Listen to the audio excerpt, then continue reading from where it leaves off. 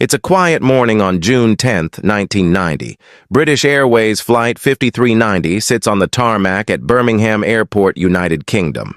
The twin-engine BAC One-Eleven, gleaming in white and blue, is scheduled for a short hop to Malaga, Spain. Passengers settle in for what should be a simple, uneventful flight. In the cockpit, Captain Tim Lancaster, 42 years old, is preparing the aircraft. Beside him, First Officer Alastair Atchison, 39, checks the instruments. The two men have flown together before, experienced, methodical, calm. The atmosphere in the cockpit is professional but relaxed. Lancaster glances out at the gray English sky and says, "Let's make this a smooth one." Atchison smiles faintly, replying, "As always, Captain." At 7:20 a.m., the aircraft taxis to the runway. The engines roar, and the BAC One-Eleven begins its takeoff roll.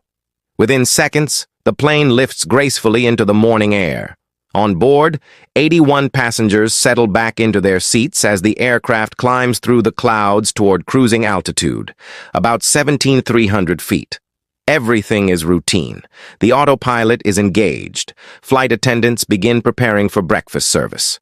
The cabin hums with quiet conversation and the low, steady whine of the engines.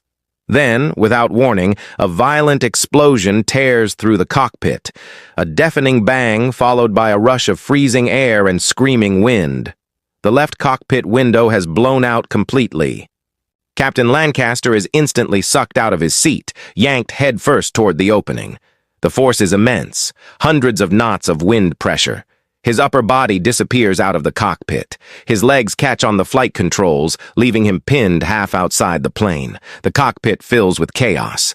Papers, charts, and checklists whip through the air. The temperature plummets to below zero. The roar of the wind drowns out all other sound. Atchison, momentarily frozen, realizes what's happened.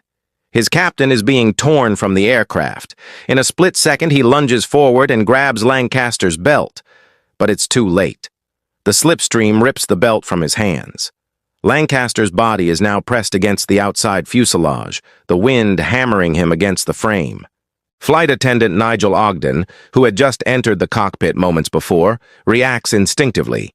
He throws himself forward, managing to grab hold of Lancaster's legs. The captain's body is being sucked outward, his head and torso flailing violently in the slipstream. Ogden's arms strain under the pressure. "Help me!" he shouts. "He's going!" Another flight attendant, John Heward, rushes in. Together with Ogden, they cling desperately to Lancaster's legs as Atchison takes control of the aircraft. Inside the cockpit, the situation is beyond comprehension. The windshield is gone. Freezing air blasts in. The noise is deafening. The oxygen masks deploy automatically, dangling uselessly in the wind. Atchison's training kicks in. He fights the controls, manually disengages the autopilot, and begins a rapid emergency descent. The aircraft is losing pressure fast. He knows that if they don't get below 10,000 feet soon, everyone on board could lose consciousness. "Mayday! Mayday! Mayday!" he shouts into the radio, but the roar of the wind makes communication almost impossible. He tries again. "This is British Airways 5390, emergency. Captain's been blown out. Request immediate descent." Air traffic control struggles to understand him through the noise. The message is garbled, but one word stands out: emergency. In the cabin, passengers are terrified. Some scream, others grip their seats. The flight attendants in the aisle struggle to maintain calm. The oxygen masks hang limply. The smell of burnt air and jet fuel mixes with cold wind. In the cockpit, Ogden's muscles begin to fail. The cold is brutal. His hands are numb, his face cut by flying ice particles. But he refuses to let go. "I can't hold him much longer," he shouts. Atchison can't look. He's focused entirely on keeping the aircraft steady. The missing window has created immense drag and turbulence. Every second counts. Heward wraps a spare seatbelt around Lancaster's legs to keep him from being sucked completely away. His body, lifeless and pale, is still outside the cockpit, slamming against the side of the fuselage. His eyes are closed. Blood trickles from his nose and ears. Many assume he's dead.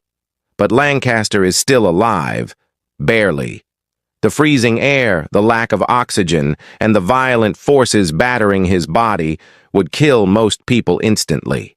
Yet somehow, through sheer luck and the angle of his position, he's still breathing in short, ragged bursts. Atchison continues descending, trying to reach a safe altitude while fighting to control the aircraft. The BAC One-Eleven bucks and shudders, its frame groaning from the pressure difference. The wind noise is so loud he can barely think. Finally, at around 11,000 feet, the air pressure begins to normalize. Oxygen returns to the cabin. Atchison reestablishes partial radio contact. His voice trembles but remains composed. Birmingham Control. This is Speedbird 5390. We have an emergency. The captain has been partially sucked out of the aircraft. We need vectors for an immediate landing. Controllers can hardly believe what they're hearing. Confirm your captain is out of the aircraft? Atchison answers through chattering teeth. Affirmative. The cockpit window has blown out. The captain he's outside the aircraft. I have crew holding on to him. The controller quickly clears all air traffic in the area. Speedbird 5390.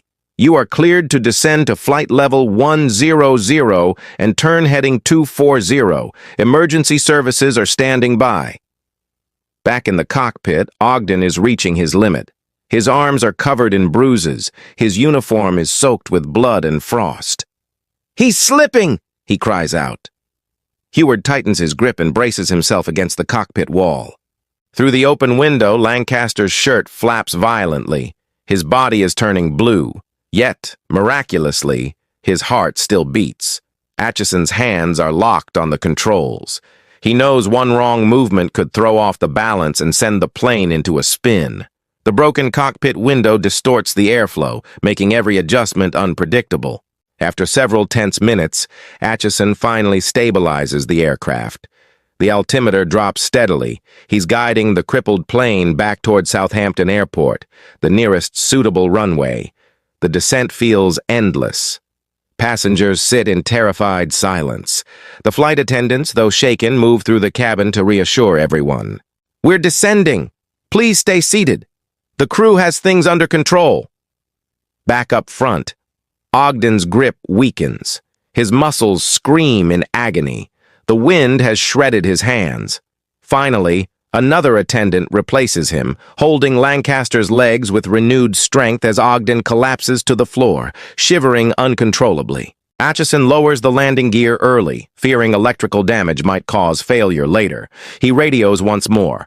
Southampton Control. Speedbird 5390, request emergency landing. Captain incapacitated. Windshield missing. Speedbird 5390. You are clear to land on runway 20. Winds calm. Emergency services are ready. The runway comes into view through the shattered cockpit.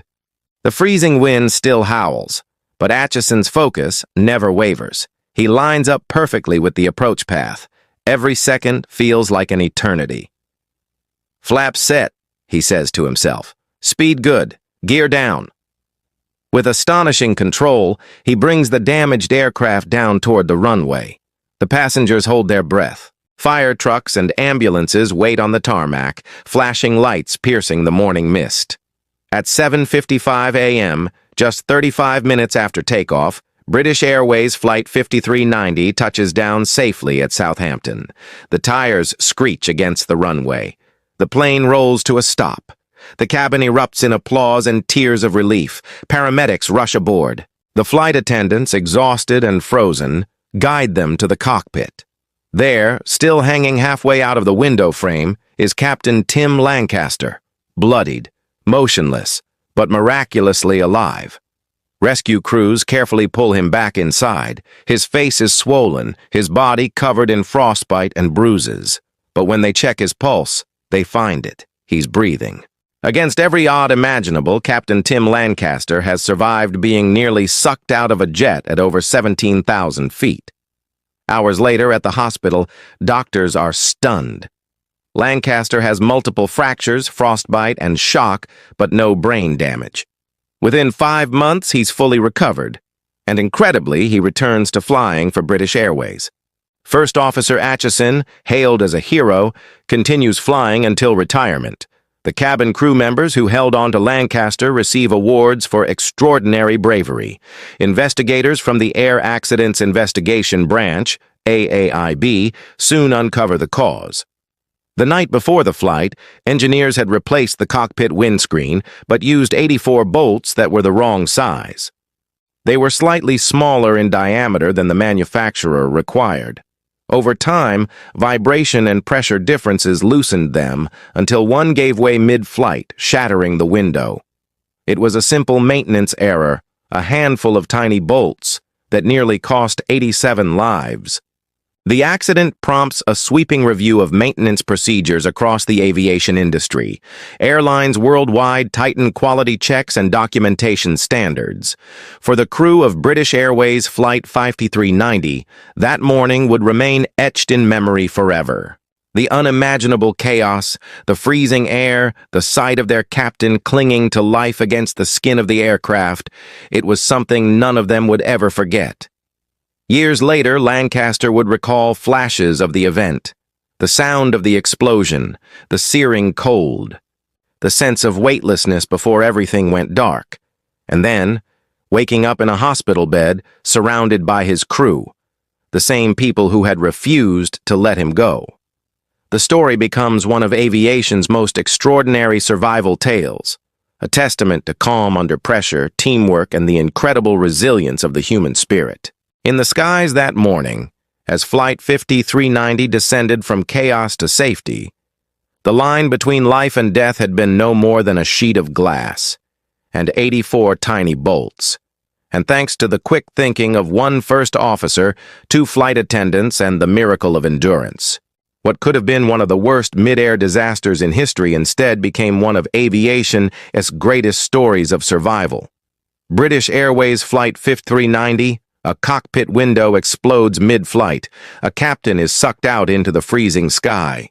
And yet against all odds, everyone on board lives to tell the tale.